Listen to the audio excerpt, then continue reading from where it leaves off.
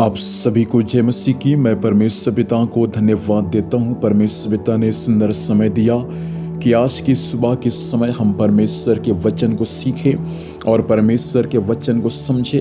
फ्रियो, हम कल की सुबह परमेश्वर के मंदिर के बारे में सीख रहे थे कि आराधना के समय पतरस और यूहन्ना परमेश्वर के मंदिर में जा रहे थे।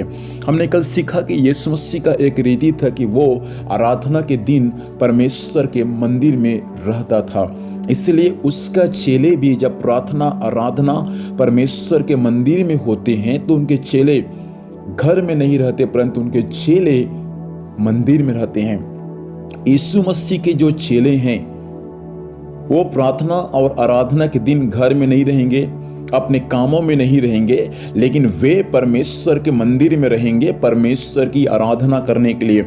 आप यदि अपने आप को परमेश्वर का चेला समझते हैं तो मैं आपसे कहना चाहूँगा कि प्रार्थना आराधना के दिन आप कहाँ रहते हैं। यदि आप प्रार्थना आराधना के दिन यदि परमेश्वर के मंदिर में रहते हैं तो आप सचमुच यीशु मसीह के चेले हैं। और आप यदि अपने आप को यीशु मसीह का चेला समझते हैं तो मैं आपसे कहना चाहूँगा आपको प्रार्थना और आराधना के दिन खुदा के मंदिर में रहना है। लेकिन आप मंदिर में यदि नहीं रहते तो आप प्रभु के चेला नहीं है। मैं आपके लिए एक वचन पढ़ना चाहूँगा। लूका रचित सुसमाचार 2 अध्याय उसका 49 पद को पढ़ेंगे। उसने उनसे कहा, तुम मुझे क्यों ढूंढते थे? क्या तुम नहीं जानते थे कि मुझे पिता के भवन में होना अवश्य है? परमेश्वर पिता चाहता है प्रियों कि हम पिता के भवन में रहने वाले बन जाए।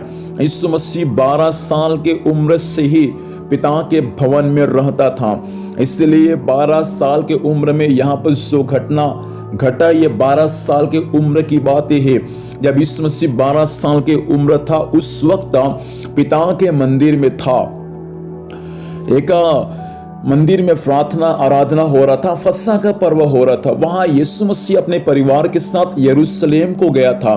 जब पर्व समाप्त हो गया सब अपने अपने घरों को चले गए, लेकिन यीशु मसीह परमेश्वर के मंदिर में रुक गए। और परमेश्वर के मंदिर में रुकने के बाद जो वहां उपदेशक लोग बैठे थे उनके बीच में बैठकर प्रभु उनकी सुनता था और प्रभु यीशु मसीह उनको उपदेश भी किया करता था।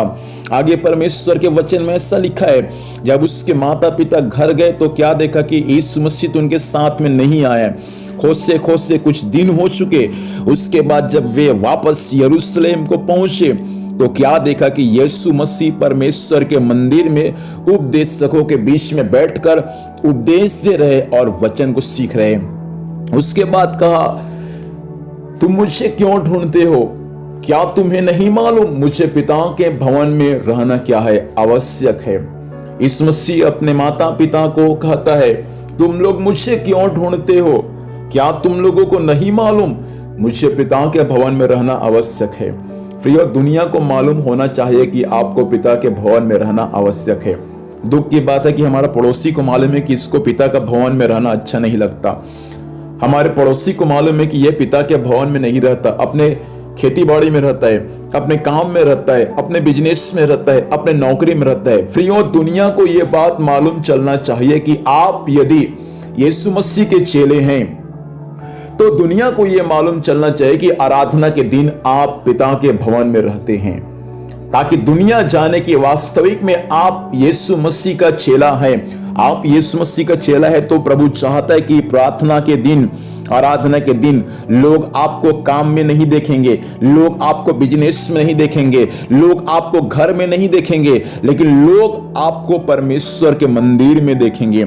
लोग जब खोजते हुए आपके घर आएंगे तो आपको वहां नहीं देखेंगे, आपको देखेंगे केवल और केवल परमेश्वर के मंदिर में देखेंगे। इसलिए प्रार्थना करें प्रभु से कि पिता परमेश्वर मुझे ऐसा बना दे कि जीवन भर आपके मंदिर में रहने के लिए, विशेष करके जब प्रार्थना आराधना होता है प्रभु, तो आपके मंदिर में रहने के लिए मेरी सहायता करें। आइए प्रार्थना करेंगे। सर्वशक्तिमान अनुग्रहकारी परमेश्वर, धन्यवाद देते हैं प्रभु आपके वचन के लिए। पिता, वचन के अनुसार आपने बात किया प्रभु जी, हर एक लोग प्रभु आपसे प्रेम करने वाले बन जाए, आपके मंदिर की चाह करने वाले बन जाए, और हर प्रार्थना आराधना संगति में राजा वे सब शामिल होकर आपको महिमा देने में सहायता करें। आज के दिन संभाल, स्वर्गीय सुरक्षा दे प्रभु। जहां भी जाते हैं जाने आने में सहायता करना, हर कार्य यीशु मसीह के नाम से सफल होने पाए। धन्यवाद, आपने प्रार्थना सुना। यीशु के नाम से पिता आशीष को मांगते हैं, आमीन। आप सभी को जय मसीह की। Praise the Lord.